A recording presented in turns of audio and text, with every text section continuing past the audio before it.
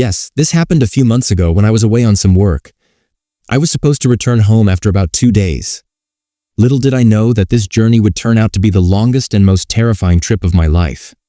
My work finished sooner than expected. I was in a small town, far from the city's noise, and I just wanted to get home as quickly as possible. It was 9:30 p.m. when I found out that the last direct train to my city had already left the main junction. An auto driver advised me, "Sir, don't worry. There's an old station a little ways from here. People call it Kamoshi Halt, Silence Halt. A slow passenger train leaves from there around 11 p.m. You might just make it." In my hurry, I had to agree to his advice. The auto sped down a lonely dirt track. There was dense forest all around, and slowly, my phone's network completely vanished. I felt a strange unease, like I had been cut off from the world. When the auto stopped, what stood before me could hardly be called a station. It was a ruin-like structure. Plaster had peeled off in places, and the station board above was black with rust. A single faint yellow light was burning, making the shadows stretch and look grotesque. The auto driver quickly took his fare and, without looking back, drove away as fast as he could. I checked my watch. It was 10:45 p.m. The train was due in just a few minutes. I was completely alone at the station. There was no guard, no open ticket window, and no other passengers.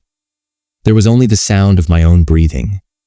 I felt a strange, rotten smell in the air, like something ancient slowly decaying. Suddenly, my eyes fell upon an old, rusted wall clock standing in the middle of the platform. Both its hands, minute and hour, were stuck at the same spot. 2 o'clock. And the strangest thing was that while the clock had a thick layer of dust on it, the air beneath it felt unnaturally cold. I waited, my heart pounding fast. Suddenly, from the end of the platform, where the darkness was deepest, I heard a very faint and very painful sound, like someone whispering for help from far, far away. I couldn't move from my spot. I just stared into the darkness.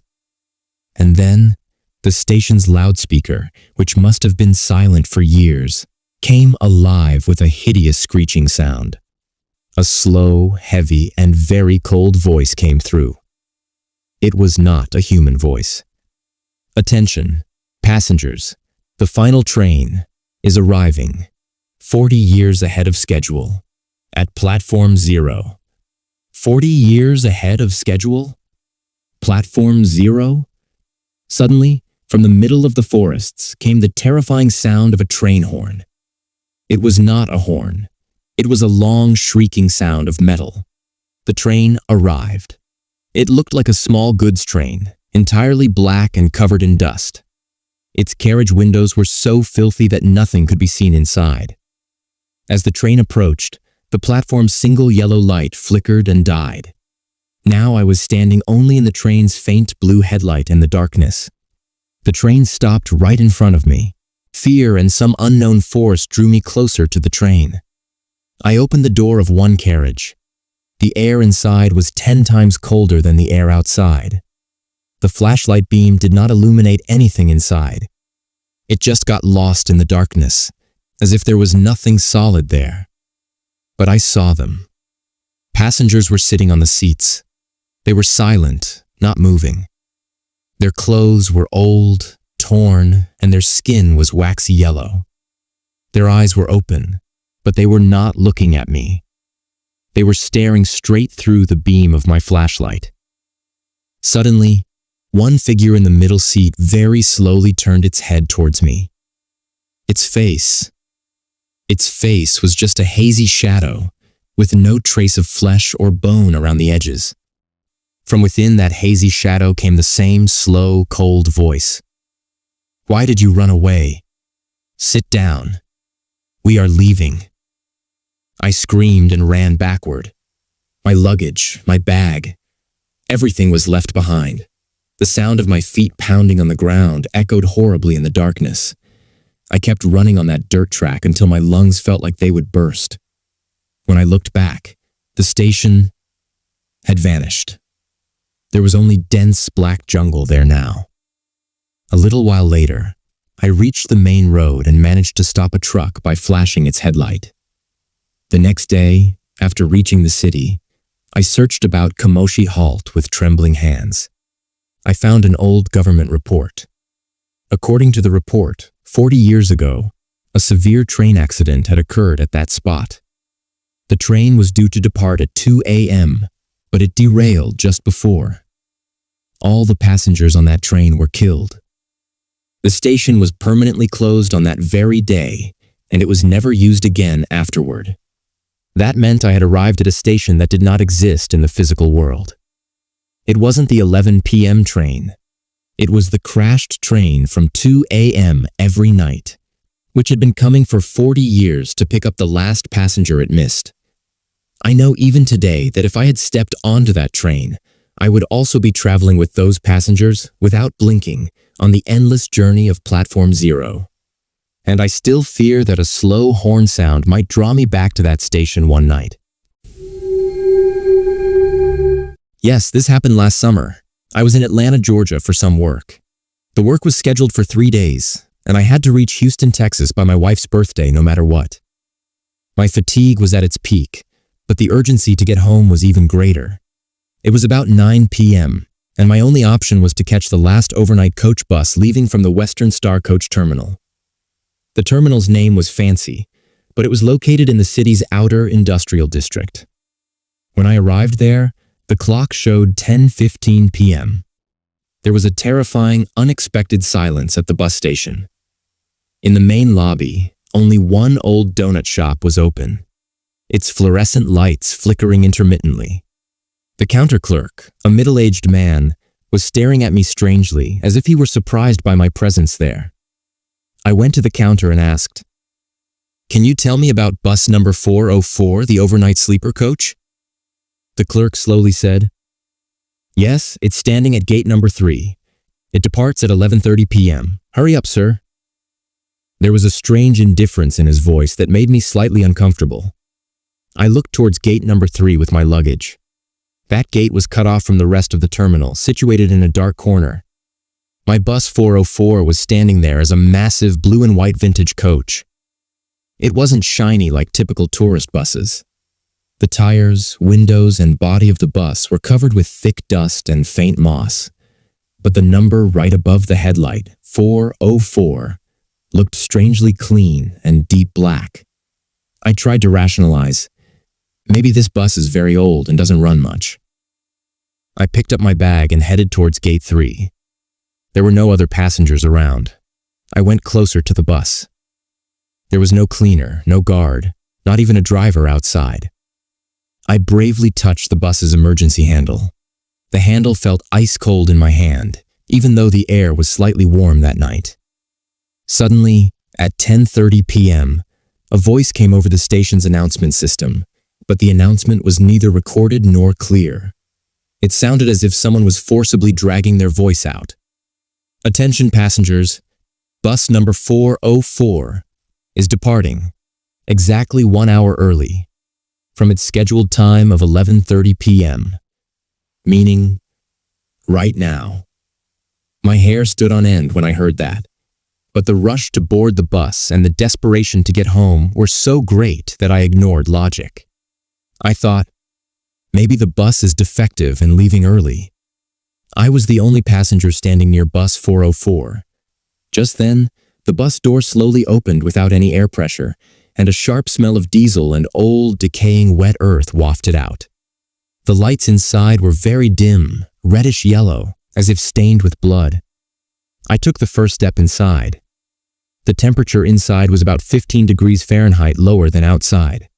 The driver's seat was empty, and the steering wheel had an old, torn leather cover on it. I looked back into the sleeper cabin.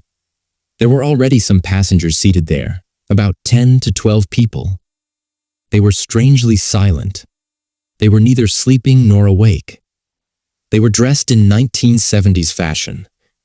A woman sitting near the window held an old, yellow-paged magazine whose page hadn't been turned in years. They were all sitting quietly in their seats, their eyes fixed blankly forward. Their faces looked very pale, waxy, and lifeless, I pushed my bag under the seat near the door and sat down carefully. I deliberately took the seat closest to the door. I pulled out my phone. The signal was already gone, but now the battery also suddenly dropped from 100% to 5%. I put the phone back in my pocket. I stared at the passengers again in the yellowish red light. Then my mind made a terrifying observation. None of them were casting shadows. Even though the lights were dim, where a shadow should have been, there was only empty floor. And then I realized the bus had started moving. The bus drove out of the gate in complete silence, without any engine sound, without any vibration, crossing the city streets and heading towards the main highway. My heart began to pound rapidly. I tried to scream, but my voice got stuck in my throat out of fear, as if someone had grabbed it. I rushed back toward the door, but then I saw a young man was sitting in the seat next to mine. There was a large patch of dried blood on the cloth near one side of his head, and his neck was oddly twisted. As soon as I tried to move, he very slowly, inch by inch, turned his head towards me. His eyes were open, but they were black, abysmal, and devoid of any sparkle. He whispered, slowly forcing his voice out. The sound was so faint that it felt like it was only echoing in my mind. "You are making noise. No one gets off here. Sit down. The journey has begun." I retreated in terror and huddled in my sleeper seat. I squeezed my eyes shut and began to tremble. The bus was speeding down the highway. It was pitch dark outside, and through the bus windows, I could only see the terrifying, blurry lines of pine trees rushing past. Then I felt that the bus was shaking too violently, taking too many jolts, as if it were traveling on a bumpy road, or as if it were out of control. The silence inside the bus was so deep that I could clearly hear the sound of the rusted metal frame creaking from the bus structure. Then the bus suddenly swerved violently to one side. The driverless bus was now out of control. In the next moment, a loud, ear-splitting noise echoed inside the bus. The noise of shattering glass, twisting metal, and the collective echo of many people screaming. It sounded as if the bus had just hit something massive. I screamed in terror. A violent jolt hit my body, and the bus came to a halt. Absolute silence fell all around. The blue-red lights inside the bus flickered and went out completely. I slowly opened my eyes. There were no passengers in the bus now. All the sleeper seats were empty. Even my bag was gone. I reached the door in fear and opened it to step outside. I wasn't in the middle of the road. I was standing on a slope, next to a pile of mud and debris. And right in front of me, by the side of the road, lay the burnt wreckage of a bus. It was blue and white. It was completely twisted, its windows shattered, and fragments of the same old-fashioned clothes and shoes were stuck to it. And written on that wreckage in faded letters was, "Bus number 404. I managed to stop a car speeding down the highway. The driver told me that right at this spot, on the curve of Interstate 10, a terrible bus accident had occurred last year in October 1978. At 10:30 p.m., the brakes of bus 404 failed, and it plunged into the ravine. The driver, George, and all 16 passengers died in that accident." He added, "People say even today at 10:30 p.m., that bus starts its journey to its final destination." I didn't travel to my city that night. I somehow waited for the morning and flew home on the first flight. Now I know that bus sets out every night for its endless journey, and it always departs at 10:30 p.m., because that was the moment it actually crashed. And it tries every time to get a new passenger to join it. I still remember the cold diesel smell of that bus. And I never catch any bus after 10 p.m. now,